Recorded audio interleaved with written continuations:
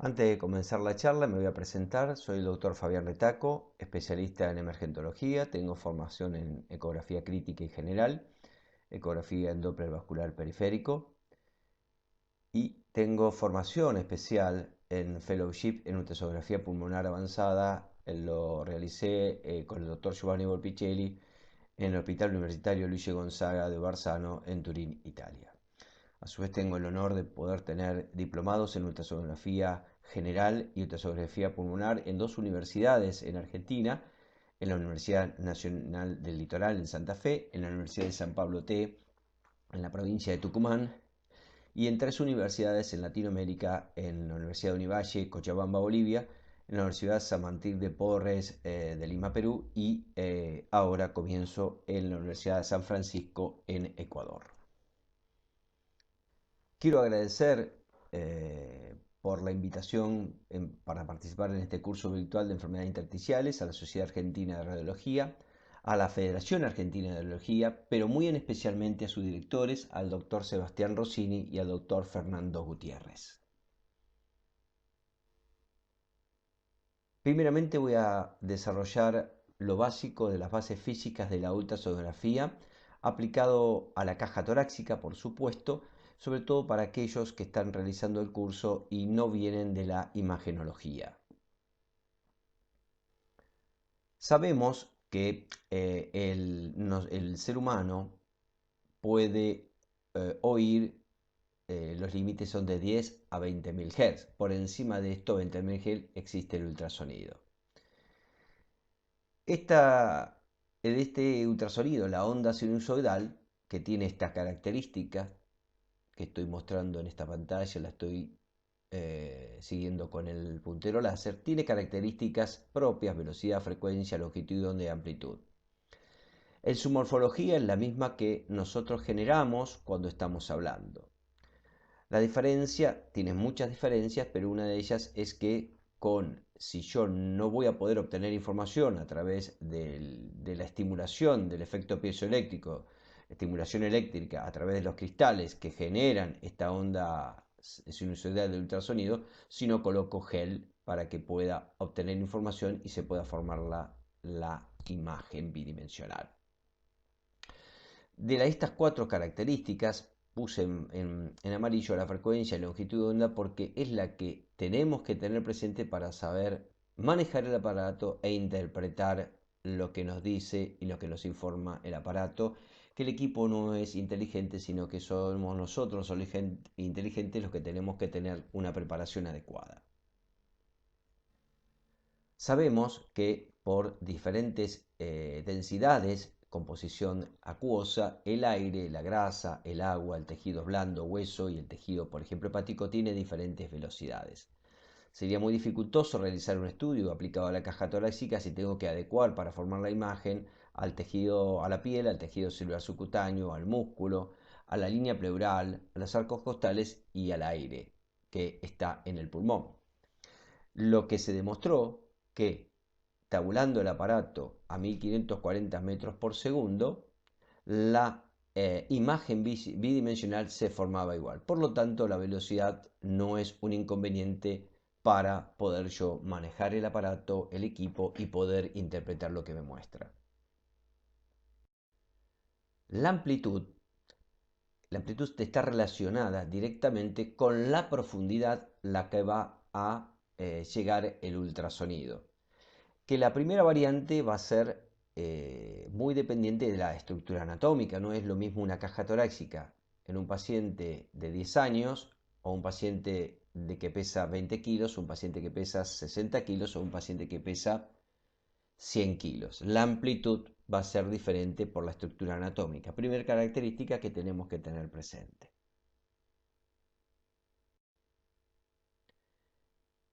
Pero también la amplitud, y por eso puse la longitud de la frecuencia, va a estar relacionada primeramente con la longitud. La longitud se refiere a la distancia que existe entre la cresta de cada onda sinusoidal, la punta de esta montaña. Cuando estas crestas, estas puntas, están más próximas, es decir, se repiten más ciclos por segundo, tendrán una frecuencia. Cuando están más distanciadas, es decir, se repiten menos ciclos por segundo, tendrán otra frecuencia. Por lo tanto, longitud de onda, frecuencia, están relacionadas y ambas van a definir amplitud, es decir, penetración, ahora sí aplicado a la caja torácica.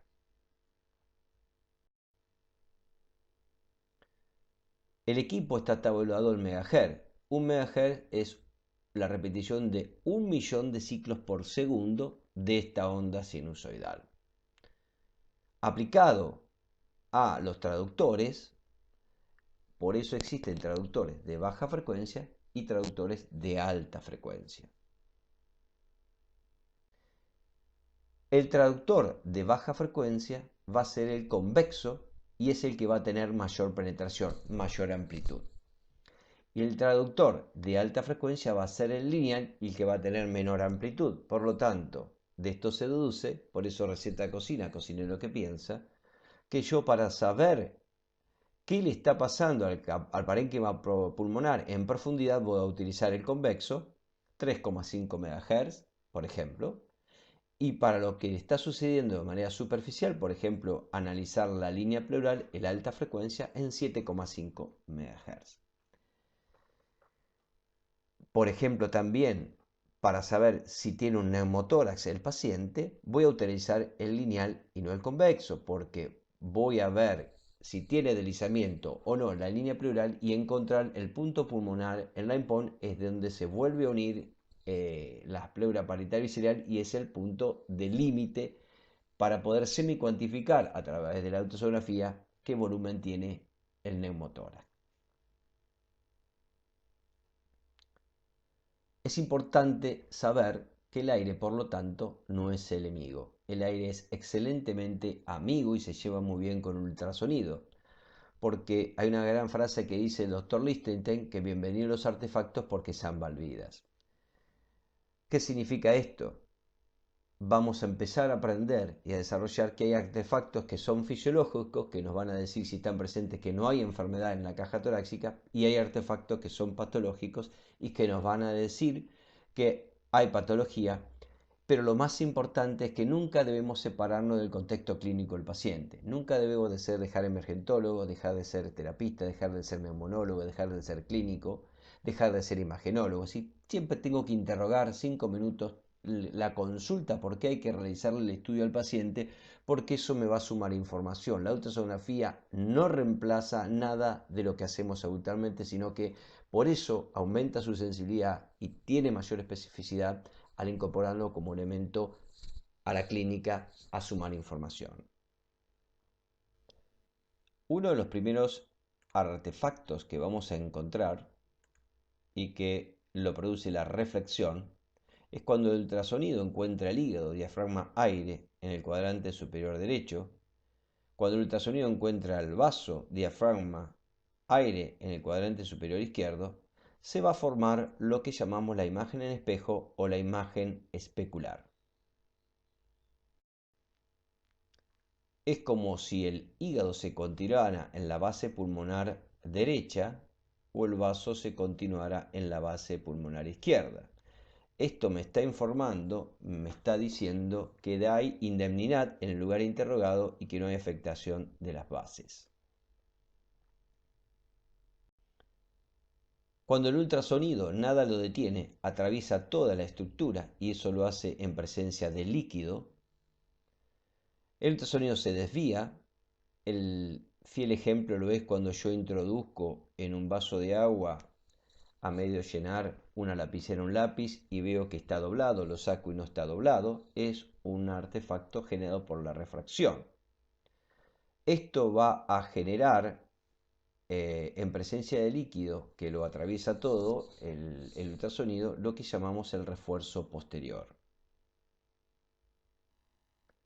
Acá tengo una vejiga y me está generando, al atravesar todo el sonido, esa refracción, me está generando esta imagen hiperecogénica que se llama refuerzo posterior.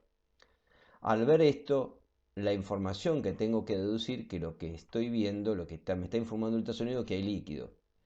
El ultrasonido no sabe qué es vejiga, no sabe qué es exudado, no sabe qué es trasudado, no sabe qué es sangre. Por eso el contexto clínico del paciente es muy importante y viendo qué estructura estoy analizando. Un refuerzo posterior me lo va a generar una vesícula y eso no es patológico.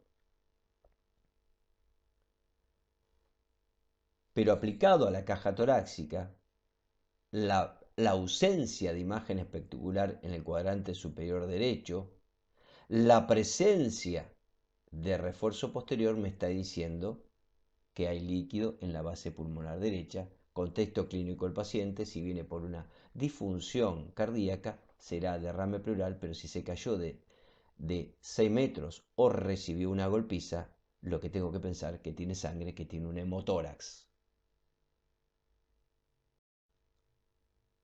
Otro artefacto que en la caja torácica lo vamos a tener presente es la absorción, lo que genera la absorción, lo que produce la absorción, que cuando el ultrasonido es absorbido, es decir, no pasa, sucede todo lo contrario a lo líquido y eso lo genera el hueso o lo genera el calcio, genera un artefacto llamado la sombra acústica. ¿Qué es la sombra acústica? La sombra acústica es, en la caja torácica, es lo que genera los arcocostales. Esta imagen negrita, bien hipoecogénica, lo genera la sombra acústica. Costilla a un lado, costilla al otro, y lo que tengo en el medio es la pleura que es hiperecogénica. En este caso, no es un artefacto patológico, pero si esta sombra acústica la tengo dentro, la veo porque sale dentro de una vesícula, lo que me está diciendo es que la vesícula tiene litiasis vesicular. Por todo lo dicho, el aire puede atenuar, pero no me va a poder no me va a impedir poder evaluar lo que le está sucediendo al parénquima pulmonar cuando tengo que resolver alguna dificultad, que por ejemplo el paciente me consulta por dificultad respiratoria. Por lo tanto, yo sé que con el de baja frecuencia, el convexo, tengo penetración y con el alta frecuencia, el lineal, tengo menos penetración y entre los dos analizaré profundidad para ver patología y analizaré si hay afectación de la línea pleural para ver la pleura, porque también si hay afectación de la pleura me va a decir que hay enfermedad en el parénquima pulmonar. Otro artefacto que se genera cuando el ultrasonido encuentra la pleura y solamente encuentra aire es lo que se llama la reverberancia. La reverberancia es la reproducción de manera equidistante de la línea pleural, es decir, son las famosas líneas A. El ultrasonido atraviesa la pleura, la línea pleural, encuentra el aire y se replica de manera equidistante. ¿A qué me refiero? De piel a pleura tiene una equidistancia a la misma distancia, se replica equidistantemente de igual distancia. Por supuesto, voy a ver mayor cantidad de líneas A con el convexo, menor cantidad de líneas A con el lineal por una cuestión de penetración, de profundidad. Lo que tengo que tener presente para ya entrar en la fisiología pura y saber qué es un pulmón normal es que la pleura se visualiza, la pleura se llama línea pleural, se visualiza hiperecogénica y tiene deslizamiento, tiene movimiento, se mueve sincrónicamente la pleura parietal y visceral entre ellas. El famoso caminito de hormiga que describe en sus artículos el doctor Lichtenstein o el doctor Volpicelli. Y aquí tenemos en un traductor lineal, vemos cómo la pleura es bien hiperecogénica, la línea pleural es hiperecogénica y tiene sliding, tiene deslizamiento. Y otra característica que quiero señalar es que la pleura, es decir, se llama primero línea pleural porque es un artefacto que se genera por la diferencia de interfase aire-agua en el pulmón, y que la pleura por ultrasonografía ni es gruesa ni es fina. La línea pleural es regular o irregular. La evaluación por ultrasonografía es cualitativa. ¿Y por qué sucede esto? ¿Por qué hay presencia de sliling? ¿Por qué puedo ver las líneas A con menor profundidad en el lineal y con mayor profundidad en el convexo?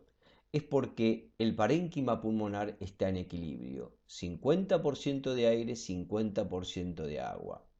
Cuando sucede esto es porque yo veo la pleura y las líneas A.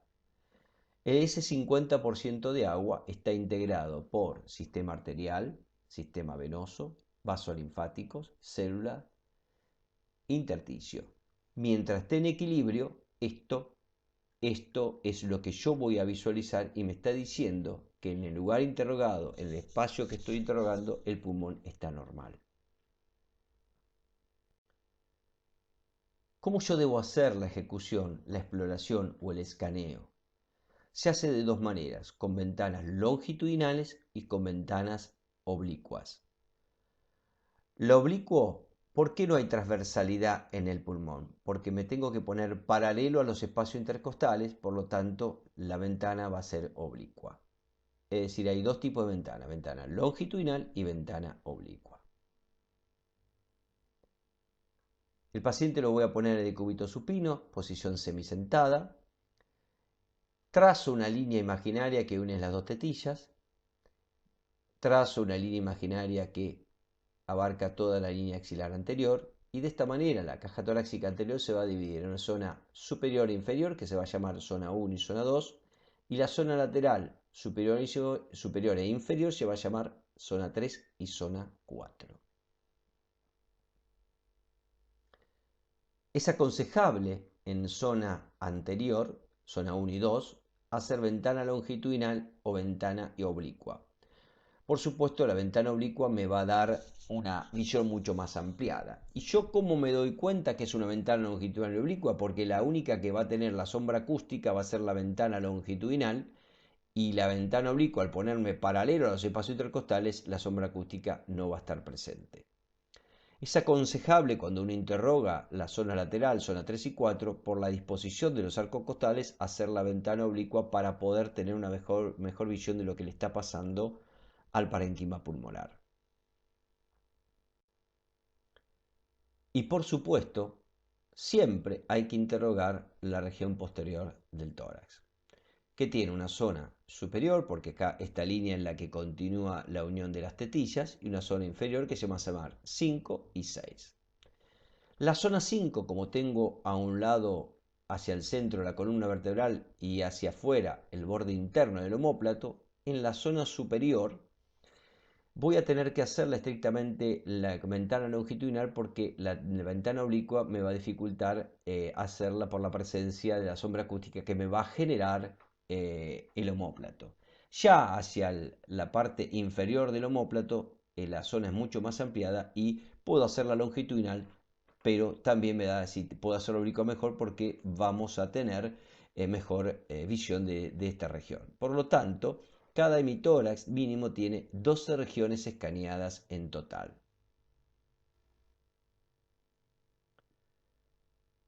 La fisiopatología del ultrasonido. ¿Por qué yo veo? Y me voy a introducir más profundamente para explicar ese 50 y 50% de aire, 50% de agua.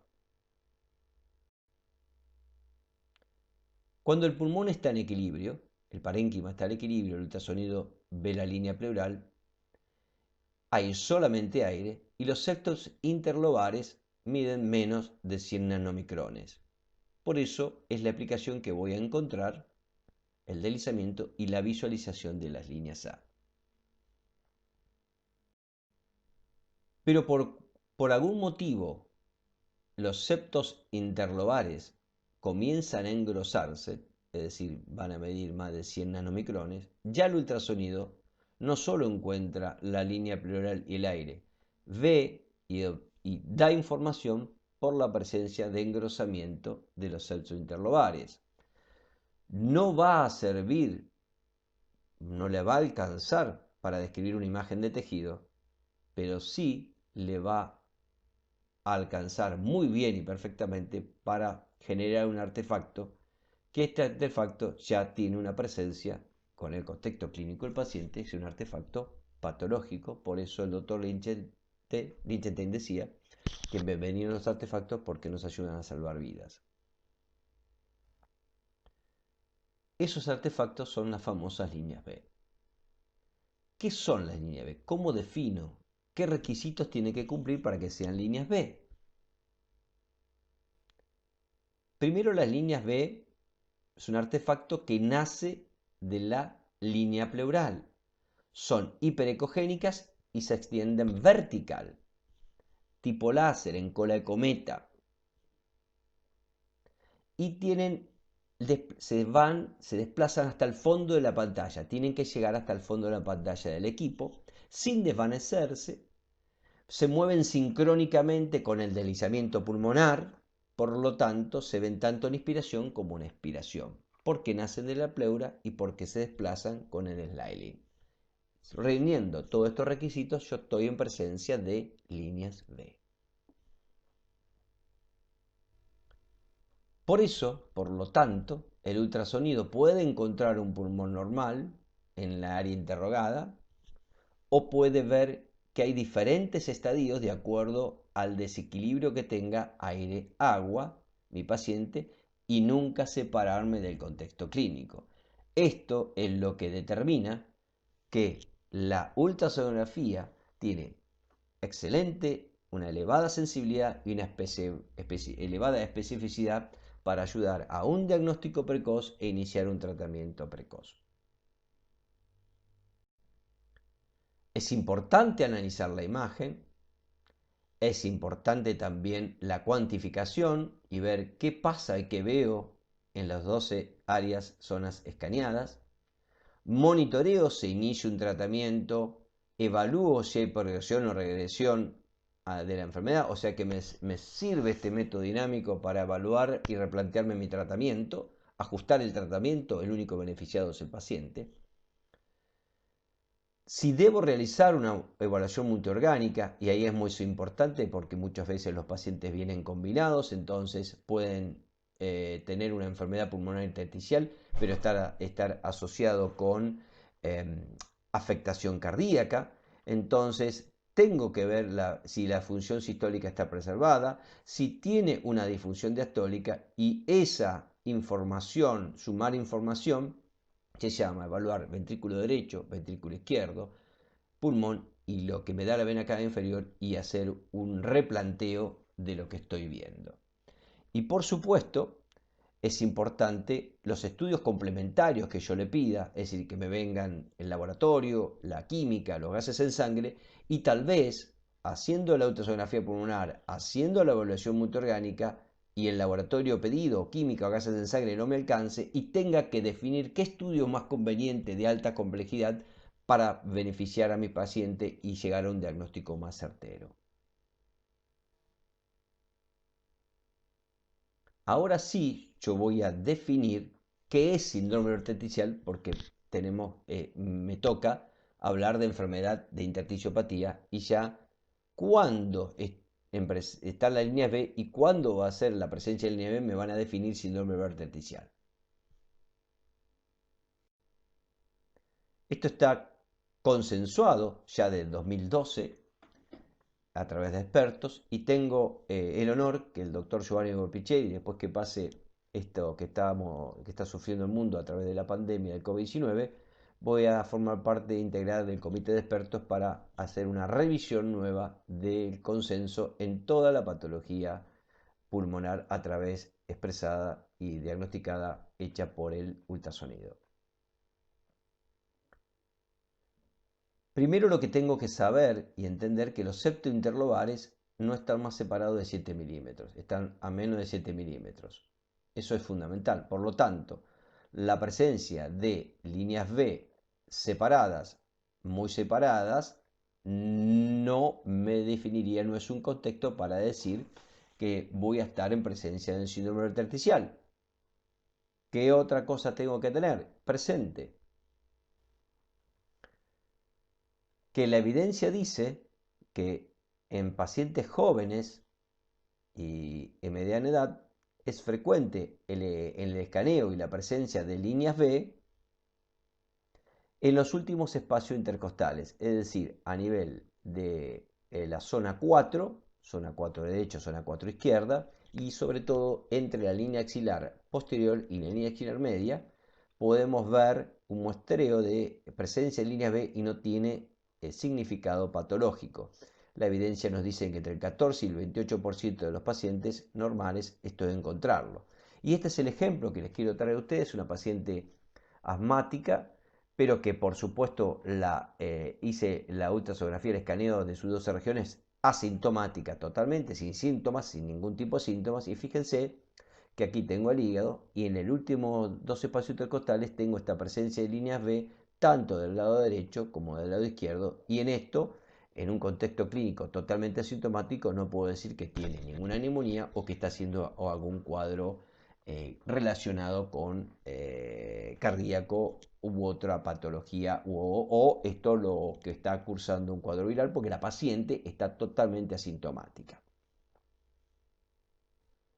Pero sí, esto es importante, saber que si yo tengo presente que los septos interlobales están separados a menos de 7 milímetros y tengo la presencia de línea B próximas o contiguas, sí puedo estar presente en presencia de un posible síndrome verticial.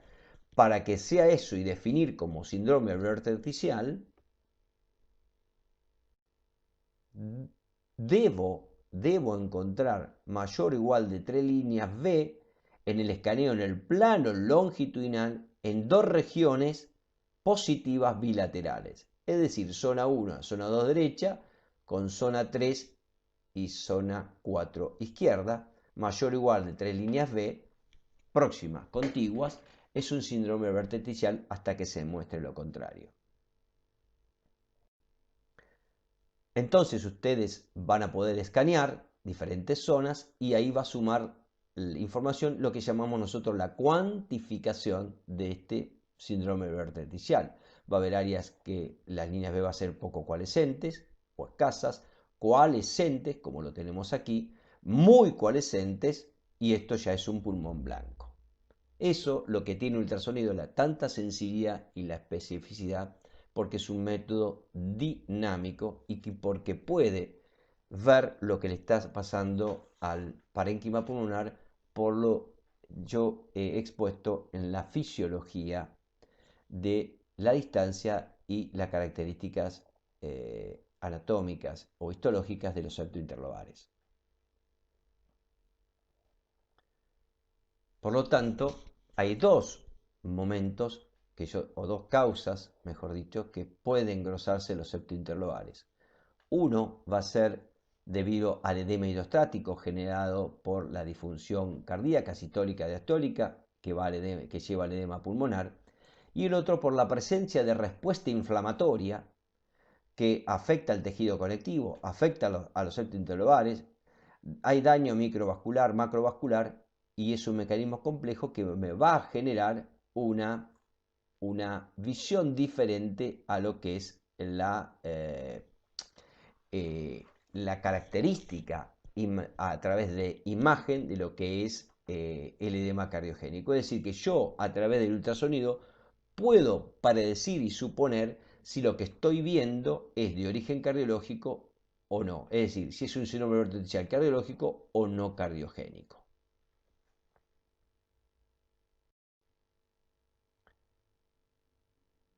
Hemos aprendido y nos has enseñado mucho para hacer un diagnóstico diferencial entre lo que es el engrosamiento de los septos interlobales, la congestión por edema pulmonar, por origen cardiogénico, generado por un síndrome de dificultad respiratoria agudo que produce una intersticiopatía, por ejemplo, lo es el COVID-19, o lo que genera la enfermedad del tejido conectivo. Y en esto me voy a empezar a explayar más específicamente, por eso puse en amarillo. La tomografía axial computada de tórax en el tejido, la enfermedad producida por tejido conectivo, nos permitió una mejor comprensión de lo que le sucede al parénquima, cómo se va a afectar ese parénquima. Porque demostró que la lesión no es uniforme, porque demostró que hay zonas gravemente afectadas, enfermas, porque demostró que hay zonas muy poco afectadas, muy poco involucradas, y porque hay zonas nadamente involucradas, es decir, zonas en absolutamente, están totalmente respetadas. El síndrome verticial, por supuesto, tiene diferentes causas, diferentes enfermedades, pero tienen en común su fisiopatología porque van a tener afectación pleuropulmonar con diferente afectación de las zonas y una distribución desigual, una distribución totalmente diferente. Esto lo va a detectar la ultrasonografía pulmonar. No es una, como ustedes vieron, no es una caracterización dificultosa, no es compleja caracterizar un síndrome verticial. No necesito tecnología, no necesito tener el último equipo con la última tecnología, el último software, los mejores cristales, pero sí necesito que tenga una capacitación adecuada. No es lo mismo de descubrir si el paciente tiene cálculo en vesícula o no y ver si las paredes de vesícula están engrosadas o ya hay líquido libre o no, que hacer ultrasonografía pulmonar. Requiere una curva de aprendizaje más elevada, más importante. Todos los trabajos científicos que yo voy a, artículos científicos que voy a presentar, lo hicieron, estuvieron en manos de expertos en ultrasonografía pulmonar que tenían más de un año de experiencia en el tema. Y por supuesto, lo que sabemos todos, que la tomografía axial computada es el gol estándar para poder definir a mi paciente, pero lo expone a grandes cantidades de radiaciones ionizantes. Es un recurso costoso que no está siempre al alcance de las instituciones hospitalarias y también cuando nosotros atendemos a nuestros pacientes de manera ambulatoria, a veces hay dificultades para poder acceder por el paciente, por la seguridad social, por X causa a veces no es tan accesible. Si el paciente está hospitalizado, no importa que esté en terapia, puede estar en clínica médica o terapia intermedia y, y no está estable y puede conllevar un riesgo llevarlo al tomógrafo. Y como método para monitoreo y progresión de la enfermedad, si hay regresión o no de la enfermedad, realmente la tomografía axial computada de tórax no es un método práctico. Con respecto a las causas que producen síndrome verticial, hay causas agudas y causas crónicas. Las causas agudas que conocemos y que uno recibe a diario en áreas críticas, el edema agudo pulmonar de origen cardiogénico y la enfermedad intersticial que produce el síndrome de dificultad respiratoria aguda por el distrés, que este paciente realmente está en terapia intensiva con asistencia respiratoria mecánica. Y la otra patología es una patología crónica con reagudizaciones que lo produce la enfermedad parenquimatosa, la afectación de intersticio por diferentes patologías de las cuales yo me voy a explayar ahora en esta charla. Pero antes de nombrarlas, cuáles son las más frecuentes, yo tengo que entender la fisiopatología de qué generan en el parénquima pulmonar para entender lo que voy a ir a ver, a evaluar en el ultrasonido. Producen lesiones de las células epiteliales alveolares, hay disfunción endotelial, hay activación de las células inmunes, es decir, hay una gran respuesta inflamatoria, sustancias proinflamatorias y preinflamatorias, activación de citoquinas, sustancias profibróticas, la activación de autoanticuerpos, y también hay una disregulación en la producción excesiva de colágeno por la generada a través de la interleuquinas 4 y 5. Eso todo va a generar una respuesta inflamatoria, va a generar que los septointervales se engruesen y eso lo va a poder ver y evaluar el ultrasonido, lo va a poder detectar. Porque es un método dinámico, porque tiene sensibilidad y sumando al contexto clínico y todo lo que le pido a mi paciente de laboratorio, de gases en sangre, me va a ayudar a tener un diagnóstico más preciso, más certero, y porque voy a ver el engrosamiento de los tabiques interlobares, me va a generar distintas maneras de agruparse, distintas maneras de lesiones a nivel de parénquima pulmonar, generado a través de los famosos artefactos que se llaman las líneas B. Y sabemos que nuestro paciente que tiene enfermedad intersticial pulmonar tiene alta morbilidad y alta mortalidad cuando hay afectación del tejido conectivo. Existe alta evidencia científica, pero muy alta evidencia científica, que el agrupamiento de distintas maneras de que vamos a ver las líneas B, estos artefactos, tienen correlación con afectación en la cuantificación vista por la tomografía de alta resolución de tórax. Que tiene una buena, la ultrasonografía pulmonar tiene una muy buena precisión diagnóstica, tiene alta sensibilidad, ayuda al diagnóstico, pero también por ser un método dinámico, ayuda al monitoreo para evaluar y control del paciente si hay progresión o regresión de las zonas afectadas una vez iniciada una terapéutica. Estas son las diferentes enfermedades que producen enfermedad intersticial: la esclerosis sistémica, la artritis reumatoidea, el síndrome de Sjögren, la fibrosis idiopática y el síndrome antisintetasa. La más frecuente que afecta al parénquima pulmonar es la enfermedad de esclerosis sistémica, que tiene mucha afectación del intersticio y que generalmente en la evidencia científica el 90% de los pacientes padecen de afectación pulmonar. Este es un artículo científico donde utiliza a la ultrasonografía pulmonar como screening en la enfermedad intersticial. Se hizo en pacientes que tenían en una unidad de reumatología, que tenían artritis reumatoidea con afectación del parénquima. Es un estudio prospectivo donde incluyeron 64 pacientes de manera ambulatoria, que el 28% de estos pacientes que no tenían síntomas de pulmonares, no tenían disnea, no tenían dificultad respiratoria, presentaron afectación pulmonar y que tuvo correlación con la ultrasonografía pulmonar. Es decir, la tomografía detectó lesiones, cuantificó las lesiones y esa misma correlación lineal tuvo a través de la ultrasonografía pulmonar.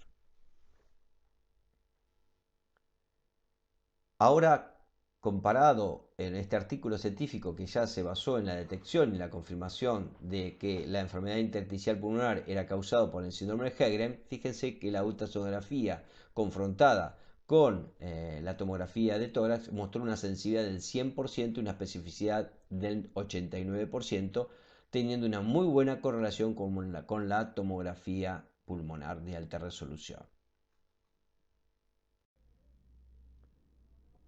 Ahora sí nos vamos a introducir en qué tengo que ir a ver, qué tengo que evaluar o qué me va a mostrar la ultrasonografía pulmonar de acuerdo a lo dicho por el mecanismo de lesión, por la respuesta inflamatoria, qué visualización a través de la imagen me va a dar para yo poder intuir si lo que yo estoy viendo estoy en presencia de un síndrome intersticial no cardiogénico, es decir, una enfermedad de afectación intersticial por respuesta inflamatoria por afectación del tejido conectivo. Primero, una de las características es que esa afectación de las zonas comienza por afectación de la zona 1, 2, 3 o 4, donde la distribución va a ser heterogénea. ¿Qué quiere decir esto?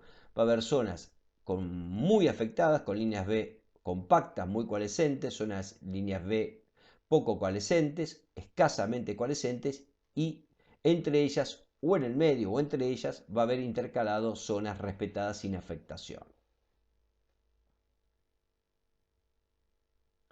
Es decir, a esto lo llamamos la distribución manchada o la distribución parchada. Por eso de ahí viene la heterogeneidad de que un síndrome intersticial no cardiogénico se visualiza a través del ultrasonido.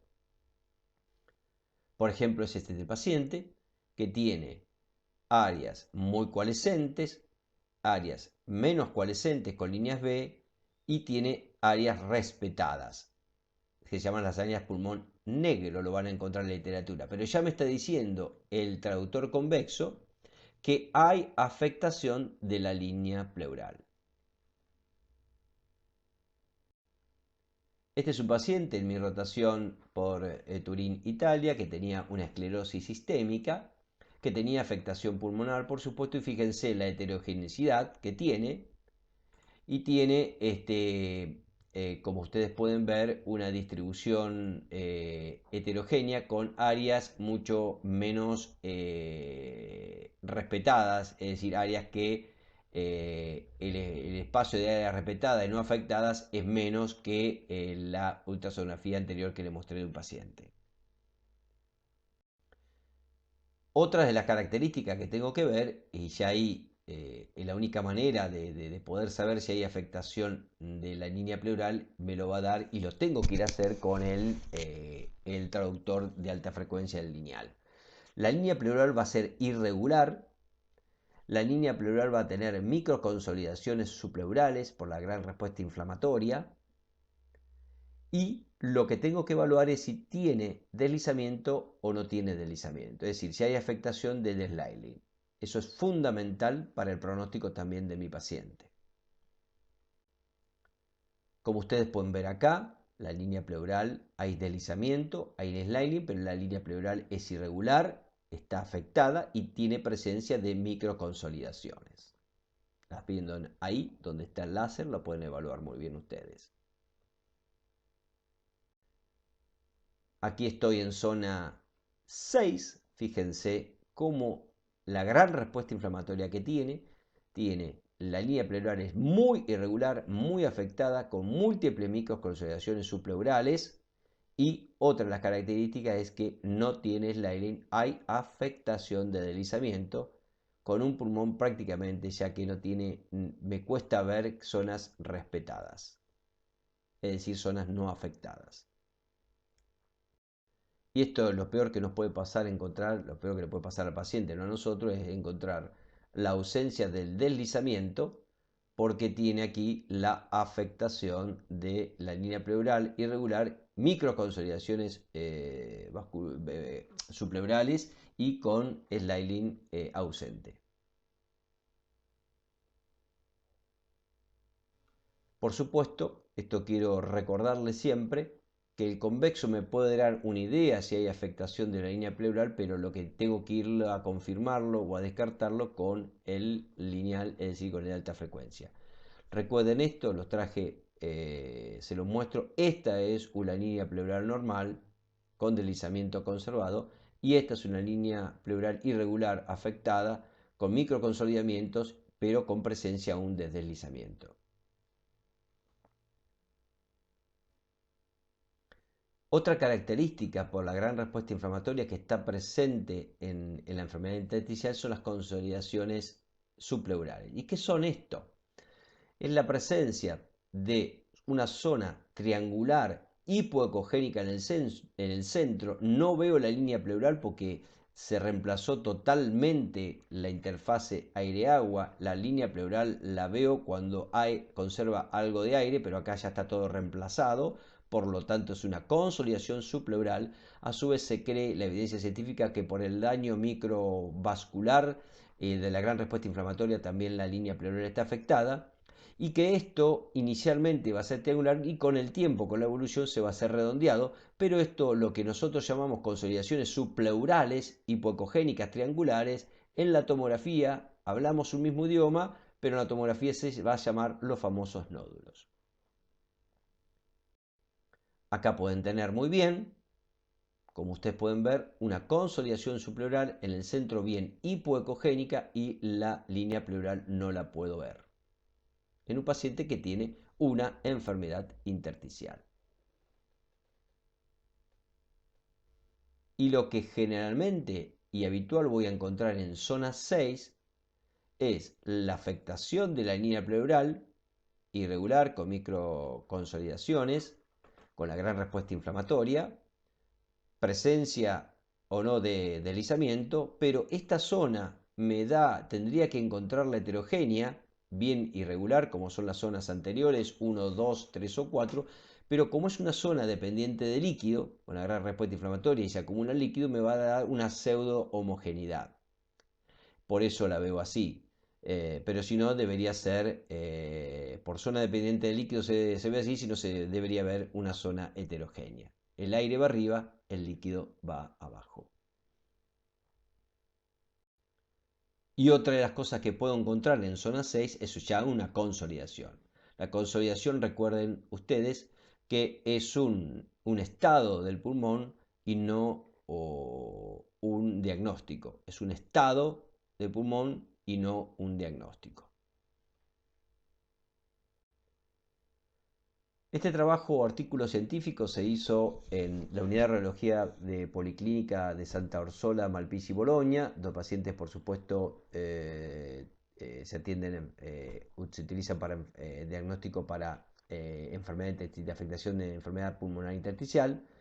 Se hizo de abril, de abril de 2014 a marzo de 2015, donde se enrolaron pacientes que incluyeron 104 pacientes de entre 24 y 90 años que tenían sospecha de enfermedad pulmonar intersticial o asintomáticos con factores de riesgo para enfermedad pulmonar intersticial o historial médico enfermedad pulmonar intersticial.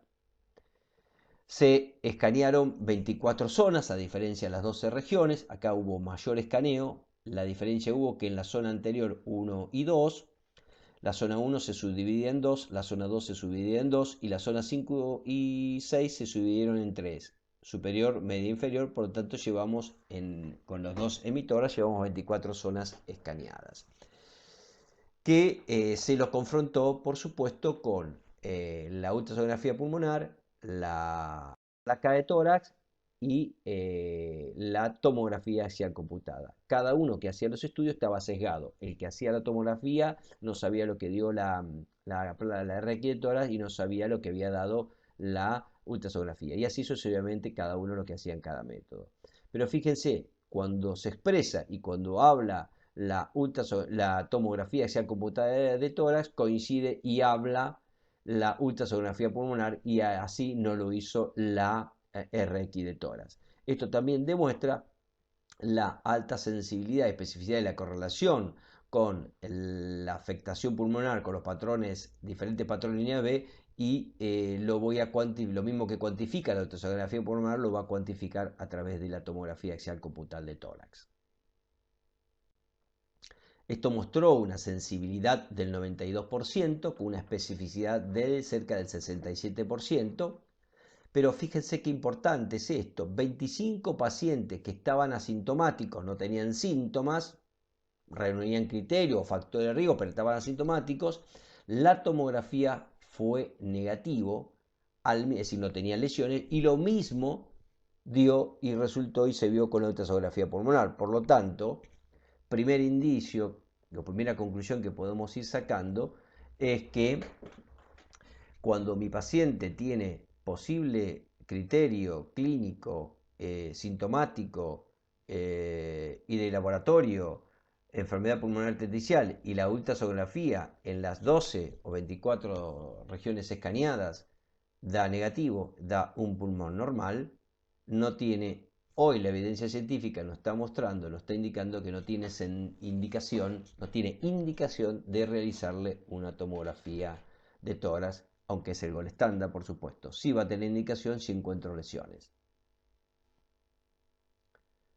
Acá es un trabajo también, un trabajo prospectivo, ya una muestra de 30 pacientes con esclerodermia sistémica, se enrolaron, cumplieron los criterios de clasificación en la unidad de reumatología, promedio de edad 54 años, pero se le hizo ultrasonografía pulmonar, ecocardiografía, tomografía de tórax y serología de anticuerpos.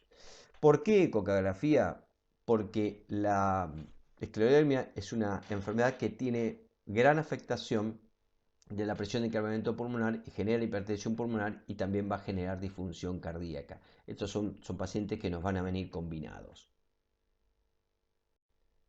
Y lo importante, fíjense el resultado del trabajo, que hubo una correlación lineal en la afectación pulmonar detectada en la cuantificación por la ultrasonografía pulmonar en las diferentes patrones de líneas B que yo puedo encontrar y afectación de la línea pleural, calculada lo mismo por la tomografía, tuvo una P significativa. Pero a su vez, no solo hubo correlación tomografía en la afectación pulmonar con la ultrasonografía, sino que tuvo correlación con la titulación elevada de los anticuerpos específicos para la esclerodermia de afectación sistémica. Es decir, esto nos está demostrando la alta sensibilidad y la expresión de alta especificidad que tiene la ultrasonografía y que me va a servir, esto está demostrando que va a servir para si hay progresión o regresión de la enfermedad una vez iniciada la terapéutica específica, en este caso para la esclerodermia. Este es un artículo científico, pero ya es un review, un estudio retrospectivo donde incluyó varios estudios que introducían a la ultrasonografía pulmonar en el screening para enfermedad pulmonar intersticial y siempre confrontado, relacionado con la tomografía axial computada. Se incluyeron más de 400 pacientes y también este review demostró la alta precisión diagnóstica, la alta sensibilidad y especificidad, sobre todo la sensibilidad en la cuantificación de afectación pulmonar comparado con la tomografía axial computada. Y esto lo que resultó de estos más de 400 pacientes incluidos en este review. Cuando la tomografía pulmonar daba normal, mostraba que no había afectación en las 12 áreas escaneadas o en las 14 áreas escaneadas, ya vamos a hablar de cómo podemos escanear y semicuantificar un paciente cuando tenemos y presumimos que tiene enfermedad pulmonar intersticial. La ecografía pulmonar daba normal, no había ni una línea B. Cuando la ultrasonografía pulmonar presentaba líneas B escasamente coalescentes, poco coalescentes, mostraba una leve heterogeneidad con afectación de la pleura, por supuesto, en la línea irregular, con conservación de deslizamiento. La tomografía se expresaba como lesión en tipo opacidad en vidrio esmerilado. Y cuando la ultrasonografía encontraba zonas con línea pleural afectada, gran respuesta inflamatoria de microconsolidaciones subpleurales, afectación de deslizamiento, es decir, ausencia de deslizamiento y la ausencia de áreas respetadas, es decir, ya no se veía la heterogeneidad, estamos en presencia de pulmón blanco, lo que nos decía la tomografía era que era empanal de abejas, que es la etapa terminal del alveolo. Y ahora sí, de todo lo dicho, ¿cómo voy a utilizar o cómo puedo cuantificar, semi-cuantificar por ultrasonografía, a ver qué grado de afectación tiene mi paciente en esa posible enfermedad intersticial de acuerdo a lo que estoy viendo, porque la estoy diferenciando del síndrome intersticial cardiogénico? Hay diferentes trabajos que han incluido, fíjense, hay trabajos que incluyen 72 áreas escaneadas para semi-cuantificar, 50 áreas escaneadas, 14 áreas escaneadas y 10 áreas escaneadas. Lo bueno de todo esto que se observó que escaneando 50 áreas o escaneando 14 áreas se podía semi-cuantificar y saber bien qué gravedad tenía mi paciente con enfermedad o con patrón posible de enfermedad intersticial de afectación pulmonar. Porque tuvo una excelente correlación lineal con la tomografía, pero a su vez tuvo un muy buen coeficiente de correlación de concordancia para la confiabilidad intraobservador e interobservador, porque no tiene que haber variabilidad intraobservador e interobservador. Yo hoy le hago la ultrasonografía pulmonar, al mes o a los 2 días se la controla otro y no tiene que haber variabilidad en si escaneo 50 o si escaneo 14. O sea que veo que la puntuación entre 50 zonas escaneadas o 14 zonas escaneadas daba exactitud en la severidad de afectación pulmonar de mi paciente en una presencia de una enfermedad intersticial. ¿Cómo debo hacer esto? Bueno, para 14 zonas lo que hacemos es siempre el paciente en posición semisentada. La zona 1, 2, 3 y 4 no va a cambiar nada. La que va a cambiar es la zona 3, la zona posterior, la zona 5 y 6 va a haber zona 5, 6 y 7, superior, media, inferior. Y así tenemos 14 zonas escaneadas, que está muy bien que la hagamos y podemos cuantificar y estratificar muy bien el paciente con posible enfermedad intersticial. Ya, si queremos hacer 24 zonas, la zona anterior, la zona 1 y 2, se va a subdividir en dos. Zona 1, zona interna y externa la podemos llamar. La zona 2, interna y externa. Y no va a haber modificaciones en zona 3 y zona 4.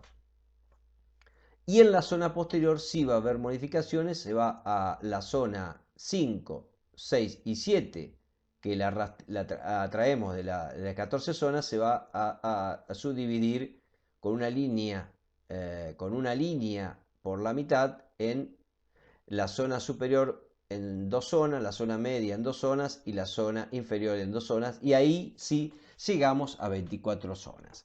En realidad yo la que hago es con 14 zonas, está muy bien y puedo realmente cuantificar, semi-cuantificar la afectación pulmonar en un paciente que presumo que puede tener una enfermedad pulmonar intersticial de cualquier causa de las patologías que hemos visto. Y esto es el ejemplo con 50 zonas o con 14 zonas. Leve son de 11 a 20 líneas B para 50 zonas escaneadas, leve son de 6 a 15 líneas B para 15 zonas escaneadas, y por ejemplo, severo para 50 zonas escaneadas va a tener mayor de 50 líneas B, y para 14 zonas escaneadas va a tener con mayor de 3 líneas B. Ya tengo que hablar de que mi paciente tiene una afectación severa de esa posible o confirmada enfermedad pulmonar intersticial. Lo que sí tenemos que recordar que el escaneo para síndrome alveolar intersticial se debe hacer en ventana longitudinal, porque las sombras acústicas me dan la posibilidad de cuantificar y poder contar de manera cualitativa. ¿Qué significa cualitativa? Yo no debo apagar no puedo poner el aparato en freezer. Yo lo pongo en freezer y lo que era poco coalescente me puede parecer muy coalescente. Se cuenta de manera cualitativa y de manera dinámica, sin frizar el aparato.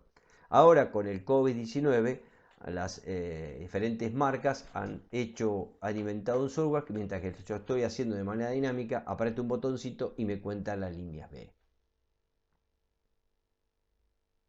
Para terminar, quiero compartir un caso clínico con ustedes. Les comento que yo también trabajo en la ciudad de Azul, está a 300 kilómetros de Buenos Aires. Ahora estoy trabajando en la unidad de atención primaria de la salud, en un centro de unidad sanitaria periférica que se llaman CAPS, y hago la atención en un CAS, pero tengo a cargo la ultrasonografía general de los 13 CAP que tiene el municipio. Hago todo tipo de ecografías y, por supuesto, hago ecografía pulmonar, ultrasonografía pulmonar, los pacientes que tienen algún motivo. Y lo importante, tengo una muy buena casuística general, porque en 11 meses hice 1800 pacientes, y dentro de estos pacientes vienen patologías de todo tipo, y quiero compartir un paciente con enfermedad intersticial, es decir, un síndrome alveolar intersticial de origen, por supuesto, no cardiogénico.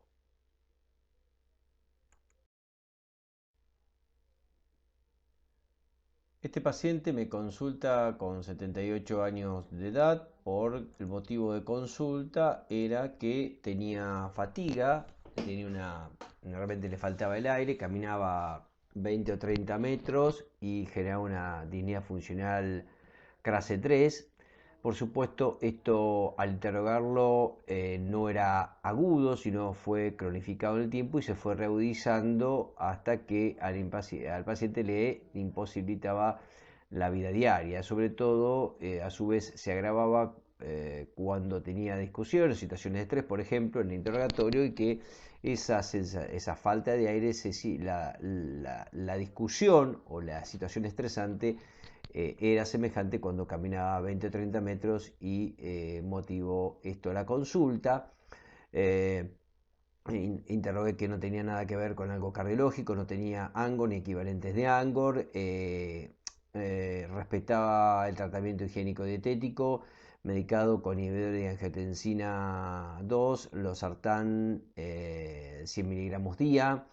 electro tenía reciente de 4 o 5 días y no tenía cambios agudos ni crónicos, y al momento antes de realizar el examen em, tenía 140/90 de tensión arterial, frecuencia cardíaca 82, frecuencia respiratoria 25, saturaba aire ambiente 92% bajo, sin fiebre, y procedí a hacerle la ultrasonografía pulmonar escaneando las 14 regiones para evaluar si el paciente tenía afectación pulmonar o no por el motivo de consulta.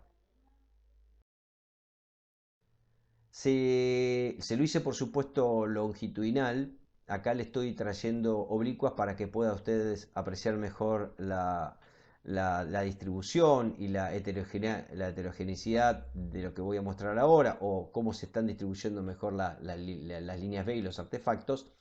Pero en realidad esto hay que hacerlo para hacer la semicuantificación, hay que hacerlo de manera longitudinal. Fíjense, acá tengo zonas poco coalescentes, muy coalescentes, muy afectadas, escasamente coalescentes acá en esta zona interna que estoy señalando con el láser, y una zona respetada. Es decir, tengo una visión heterogénea, y ya el traductor convexo me está diciendo que hay afectación de la línea pleural, que voy a ir a interrogarlo, por supuesto, con el lineal, pero algo me está diciendo.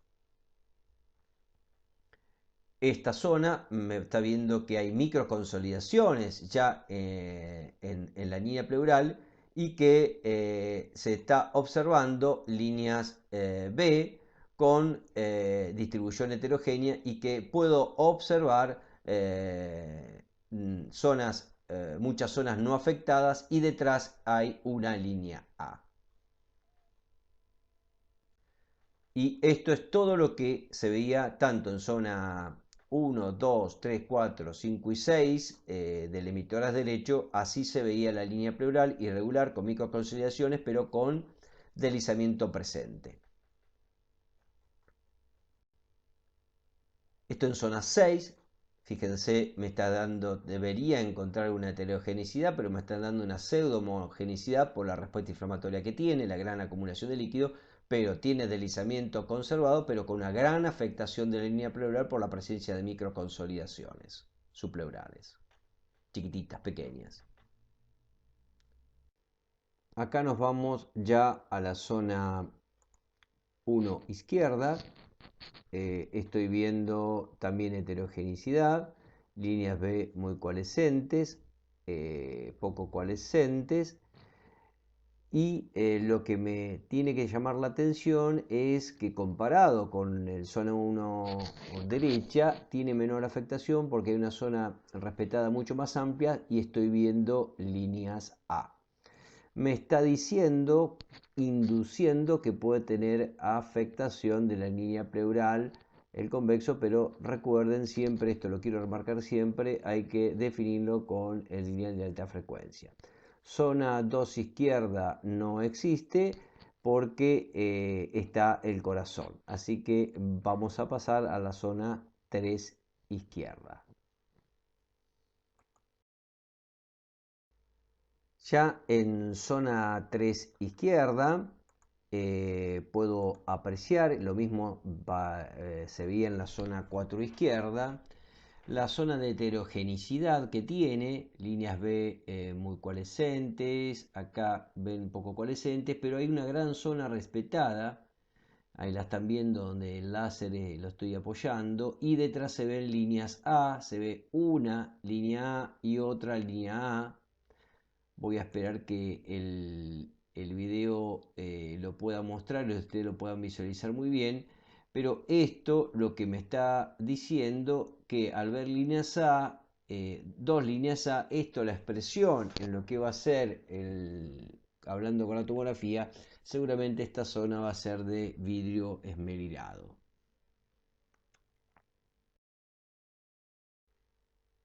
Y al evaluar todo el hemitórax izquierdo con el de alta frecuencia lineal, también tenía las mismas características del hemitórax derecho, con presencia de deslizamiento, línea pleural irregular, pero la presencia de afectación pleural por la presencia de microconsolidaciones. Como ustedes pueden saber, donde tengo yo apoyado el láser, esto habla de la gran respuesta inflamatoria y de la afectación de la línea pleural. Pero siempre, siempre, en este caso, el deslizamiento está conservado en los dos hemitórax. La zona 6 izquierda era semejante a la zona 6 derecha. El laboratorio del paciente dio un laboratorio prácticamente normal porque el hemograma no aportaba datos, función renal normal, hepatograma normal, la serología para colagenopatías, lupus, artritis reumatoidea, esclerodermia, sarcoidosis, colagenopatías dio negativo, no aportó nada. Inicialmente yo le hice una ecografía porque como yo hago en etapa crítica a los pacientes le hago la ecografía, la evaluación de estatus líquido, tenía una disfunción diastólica grado 1. Por supuesto fue evaluado por un ecocardiólogo que hace ecocardiografía, el resultado fue el mismo. Y una disfunción distólica grado 1 la puede tener cualquier paciente de 65 años para arriba o más años y no es motivo para encontrar lo que yo había escaneado en las regiones pulmonares. Como ustedes pueden apreciar, la ecografía, la ultrasonografía la hice yo el 30 de septiembre y el 5 de octubre se hizo la tomografía. Se puede evaluar que lo que expresó o a través del escaneo y lo que habló la ultrasonografía pulmonar en la cuantificación de la afectación pulmonar, que por supuesto era severa del paciente, lo dijo y lo expresó la tomografía axial computada.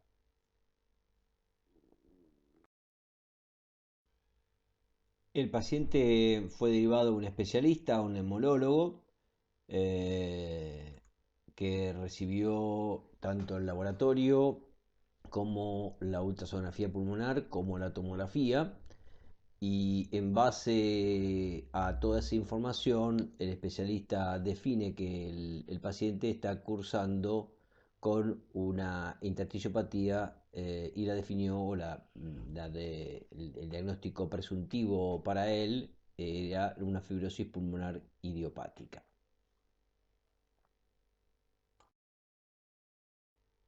El especialista le indicó el tratamiento con pirfenidona. Inicialmente empezó con 200 miligramos día, 400 miligramos día y creo que va a ir un ascenso ahora de 600 miligramos día.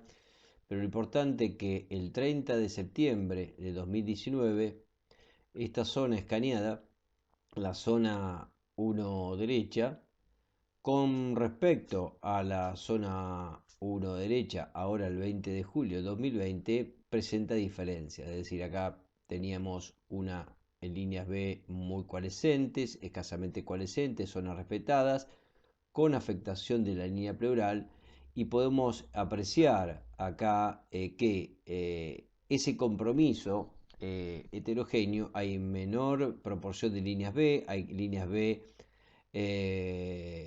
poco coalescentes, con separación, es decir, con visualización de zonas más respetadas, es decir, menos afectadas, y ya estoy visualizando líneas A.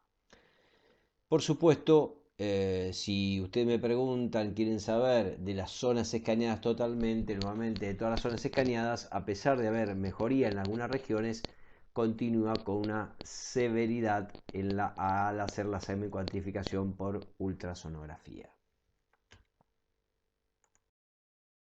Espero haber sido útil en introducir y en su mundo que comiencen a animarse a hacer ultrasonografía pulmonar porque tiene alta sensibilidad y especificidad para toda la patología que encontramos en la caja torácica, y lo que ha demostrado la evidencia y ya aplicado a la enfermedad pulmonar intersticial es que tiene sensibilidad, alta sensibilidad y mayor especificidad que la de tórax, tiene alta sensibilidad como la tomografía pulmonar, por supuesto no reemplaza la tomografía pulmonar, pero una primera introducción tenemos que pensar si yo tengo un paciente que tiene posible enfermedad pulmonar artificial, le pido al laboratorio todo lo que tengo que hacer, no dejo de hacer eso, le hago una tomografía pulmonar y de las 14 regiones escaneadas no tiene ni una línea B, es decir, que tiene una ecografía pulmonar normal, inicialmente la evidencia científica me está diciendo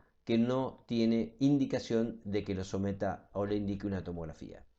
Y si tuviera lesiones, aunque tuviera una afectación leve, sí está demostrado que hay que hacerle tomografía para cuantificar mucho más específico la afectación pulmonar, pero también que ese paciente, una vez iniciado el tratamiento, el único método que va a tener para monitoreo para ver si hay progresión o regresión de la enfermedad, el único método dinámico, práctico y útil es la ultrasonografía pulmonar, y es lo que nos ha demostrado en la actualidad y con lo que he presentado la evidencia científica.